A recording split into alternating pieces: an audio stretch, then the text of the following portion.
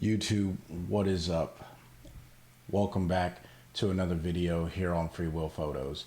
I know it's been a little while since I posted a editing tutorial, so I'm going to get right into it. Today we're going to be working on my iPad Pro, mainly because my main machine that's here, it just keeps freezing up every time I try to do a screen recording, so I'll troubleshoot that later. But today what we're going to be looking at is some back to school pictures that I took of my daughter, or my daughters, I should say. And we're going to edit those so we can share them with family and friends. I don't think we're going to plan on printing too many of these, but I'm going to go through the workflow that works very well for anyone who's looking to print photos. Now, this is a perfect opportunity for you to get those pictures of your kids going back to school if that's something that you're into. So stay tuned and follow me into the iPad. Let's go. All right, so here we are in the iPad, and like I said, I already have the photos merged over into Lightroom Mobile. So I'm going to just get into editing the images and go from there. I've also already culled these, so I took this from, I think, about 87 images. We didn't have to take too many of them because as I was working with my wife, she was looking at it as it was tethered. I was talking to my daughter. And we'll go into some of the camera philosophy when you're photographing people, because it is a little bit different than still life. Obviously, you have a live person there, you have to direct them, and you want to make sure that you're connecting with them, you're talking to them, they feel comfortable in front of the camera, because you don't want your subject to feel nervous or odd. And kids, believe it or not, my kids, they are not as photogenic. They love to have their photo taken, but sometimes they just get a little bored of it, and that's just the way it's going to be. So you have to engage with them, you got to work fast, and you got to be very precise. That's why we only took about 87 images total, and I culled that down to 23.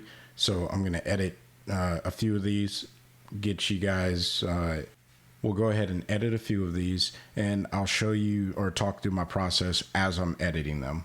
So the first one I'm going to go with is this photo right here.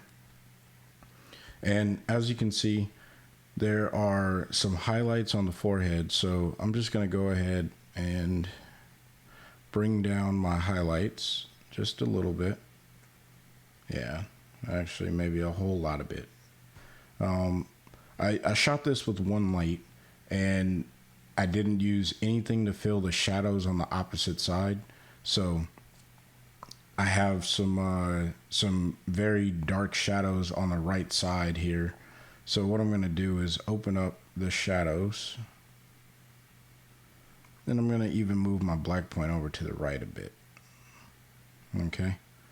Now I'm going to do a localized adjustment a little bit later.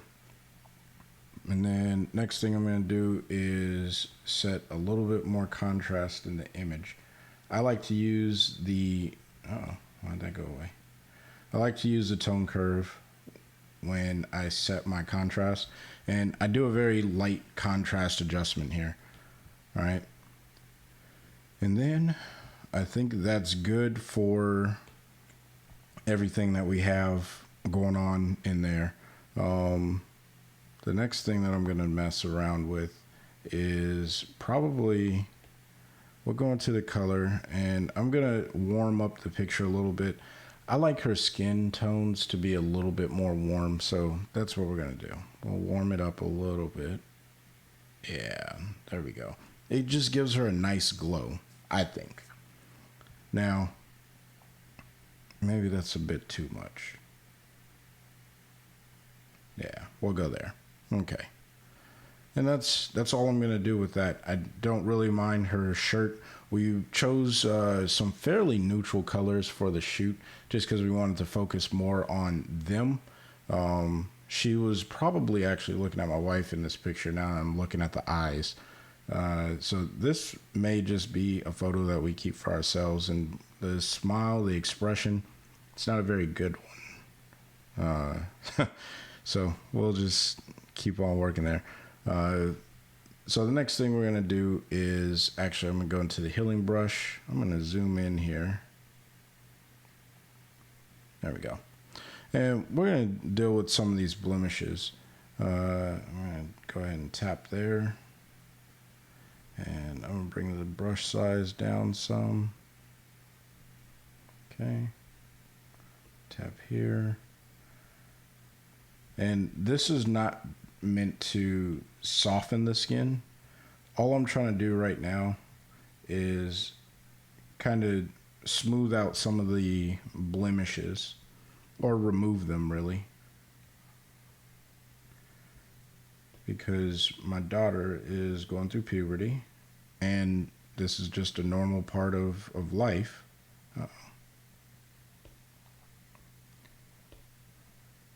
Sometimes these things do not work out the way that you would prefer them to. I'll take that piece and I'll move that back over here. Okay. We'll tap there, get rid of that one, something there.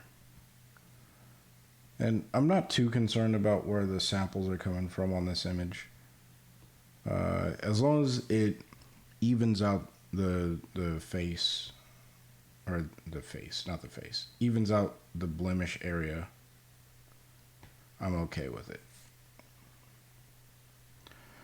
All right. And I'll go ahead and get rid of that one. This one. Okay. I think that's pretty much all that needs to be taken care of here. I don't know. Her chin. I'll just do that. See, the reason why I don't like doing big pieces like that is because it always comes out odd. So what you want to do is just zoom in, move over to the area, tap on it, move your pieces around. This works better when you're on a computer, I think, but sometimes all you got is a mobile device to work off of. I don't know why I keep missing that one. There we go. That's good, because when I go to smooth out the skin, I think it's gonna work out pretty well. All right, so now we're gonna go into our localized adjustments, and I am going to start off with a radio filter. And what I like to do with the radio filter is, before I even draw it, is go into the detail and bring down my sharpness. And I don't know why it's not showing me the preview there.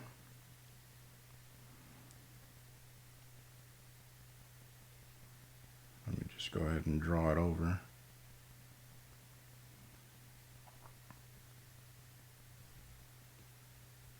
Get rid of the overlay.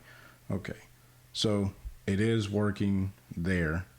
And then what I'm going to do is hit the eraser, and I am going to erase it from the eyes.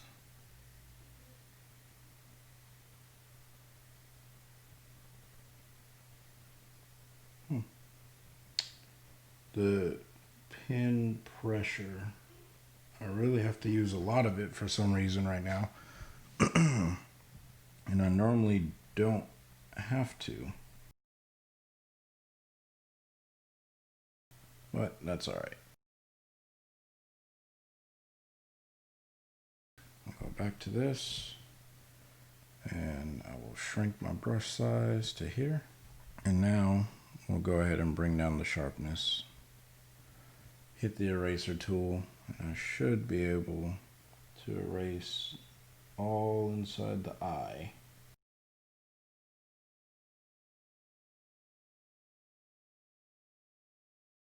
We just want to remove the effect of the softening.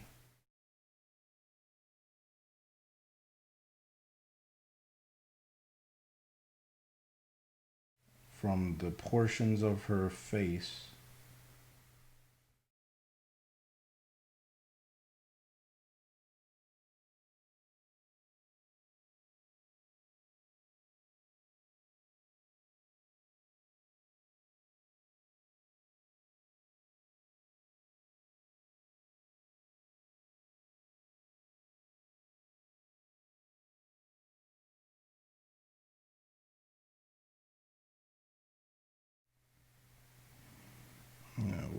bring down the clarity on this.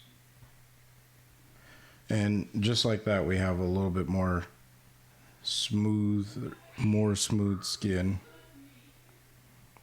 There we go. Now it's starting to look a little too porcelain smooth.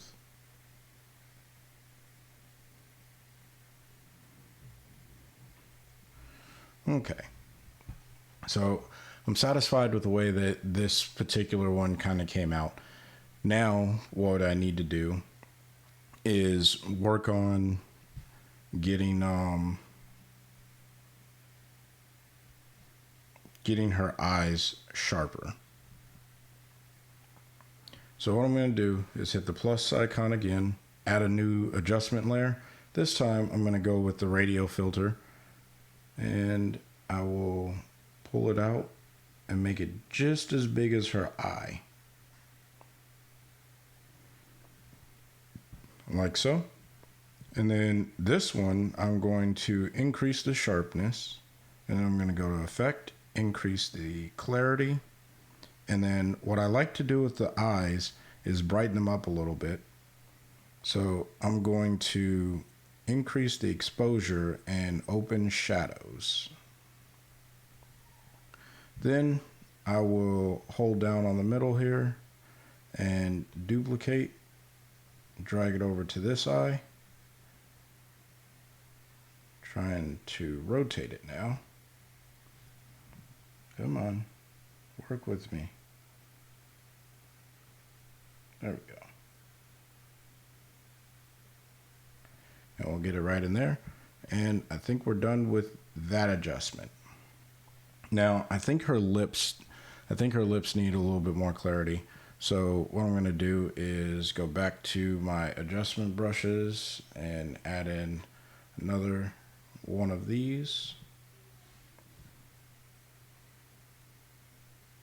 I'm just going to paint over her lips just slightly. Go to detail, increase the sharpening, go to clarity, increase that. And I'm going to mess with the color a little bit on her lips. I think that we can get a little bit more saturation into there. So I will saturate it. And yeah, just enough to pop out. Now, the last thing that I like to do with my portraits is add a small vignette using the gradient filter. And I will make it like that. And then I'll invert it. Maybe bring it in some. Because the background isn't as important in a portrait as the subject is. So for me, I like to go just like this. And then I will go with light. I'll drop the exposure. And that just puts a lot more attention on the subject. Doesn't matter that we have all that extra space. You're really only looking at her face now. And that's what I want to go for. So we'll go ahead and give that a star rating just because I did take the time to edit it. For me, 3 stars means that it's edited and I'm not sure if I'm going to print it. 4 and 5 stars means that I'm going to print it. Things of that sort. So this is actually a really good photo of her, and I'm going to speed through the process on this one now that you've kind of seen me go through it. So, nope, grabbing the wrong things here.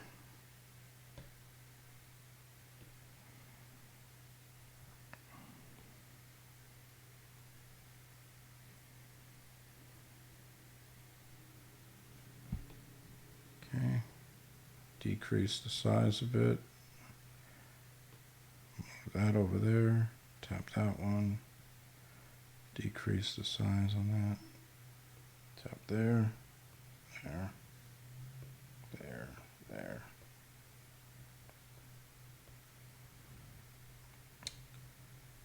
Okay, I don't want that over here. Tap on this one. And again, all I'm doing here is decreasing the blemishes on her face, and I'll get this one on her nose. I think that's about all I'm going to need to do there. And then this one, let me look at the whole image.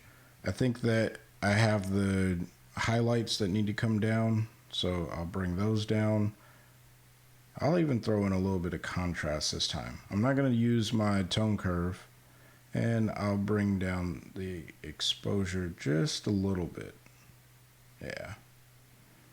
I'm going to bring my blacks up because I'm sure they're really low. Looking at the histogram in the top left, it looks like I have a little bit to work with there, but I'm also going to open up my shadows, so that's okay. And I'll bring my whites down just a bit. Now inside of the color tab, I'll move up my white balance just a little bit to warm it up. And then I like to throw in some vibrance too. I didn't do it on the last photo, but I'm going to do it on this one, and it'll be all right. Okay, so now we're into our local adjustments, and I'm going to go ahead and hit. Let's see if I can get the radio filter to work this time, because this is my preferred method when dealing with faces. Why? Because it's round, right? Doesn't require as much effort. I just get it general to the face size, and then I come over here to my eraser. I'm going to zoom in this time and see if I can just erase away. There we go. Now it's working. Erase away from her eyes, because this is my softening pass. So all I'm doing is rubbing the Apple Pencil all over in her eyes, and then I also want to get rid of the softening that I'm going to put on here from her lips, because there's no need for that to be here. And I'm sure if I had a larger brush this would go a lot faster, but it's okay. I'd rather make this work. All right, and then the last thing I'm going to get is her eyebrows. Now, what I didn't do in the last photo was actually a little bit of digital makeup, which is adding in some burning to the eyebrows. That's something that I do on occasion, and it really just helps to separate the eyebrows from the skin, and pop them a little bit. Also add clarity to the eyebrows, things of that sort. And then I'm gonna go just around the outside of her nose, because I want to help with a little bit of the contouring. Okay, just a little bit on the outside of her nose. We don't need, we want to have some separation and definition on a portion of her nose, but the skin as a whole, we can go ahead and get rid of that. Now, that is not a very flattering look, so let's just go ahead and get to the detail. Let's drop the sharpness down. Let's go to effect. I want to turn that off.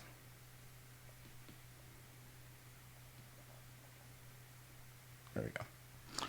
Okay, and now we'll go to effect and go on to clarity. Bring that down a little bit. And we'll bring the texture down.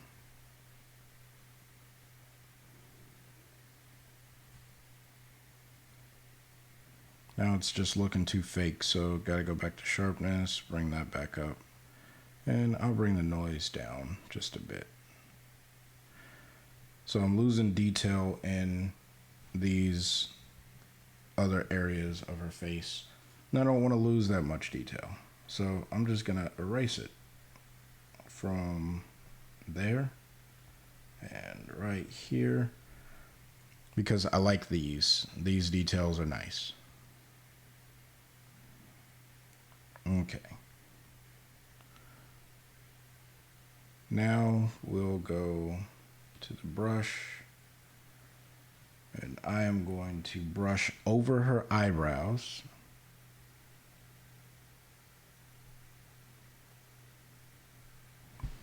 And we will go to light, and what I'm going to do is bring the black point down on these, and I'm going to increase the contrast, and that just darkens those up a little bit. Okay, and now we'll get a new brush, and or I'm sorry, not a brush, radio filter. Zoom in. Oh, already started making it. Drag that over to the eye and fit it to the eye. Just like that. And then all I do with my eyes is I increase, not too much, but I increase the exposure to get the whites a little bit brighter. And I will increase the whites just a tad on that one. Come down to effects and add in some clarity, and go to detail, add in some sharpness, and then we'll duplicate it. I'll move it over to this eye,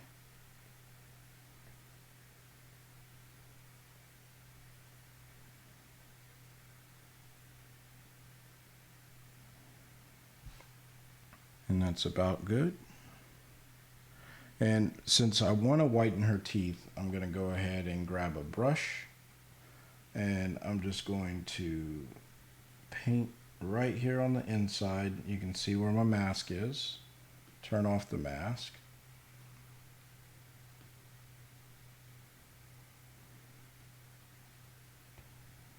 Okay, it doesn't want to turn off until I go back.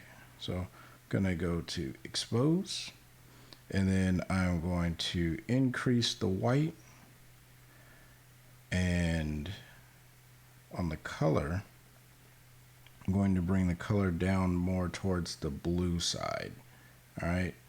And then the other thing that I do with teeth is I go into color and I click on saturation. I bring that down. Okay. Because when you desaturate the teeth, obviously they get a little bit wider, because it's removing whatever color cast is on there. And that is a completed image. So hopefully you guys got a little bit of an insight into how I edit portraits. I know that it was a little bit longer video than I typically do, but hopefully this helped out. If you found it helpful, please smash the like button and leave a comment down below. I want to know, how do you edit your portrait photos? Do you use Lightroom? Do you use Capture One? Do you use On1 Photo Raw? The creative pieces to a portrait are almost endless. But if you genuinely found this video helpful, just go ahead, give it a thumbs up. And if you're new to the channel, we help new photographers learn how to use equipment and software just like Lightroom Mobile. So, you know, if that's something you're interested in, go ahead and hit the subscribe button. Until next time, stay inspired and keep creating. Peace.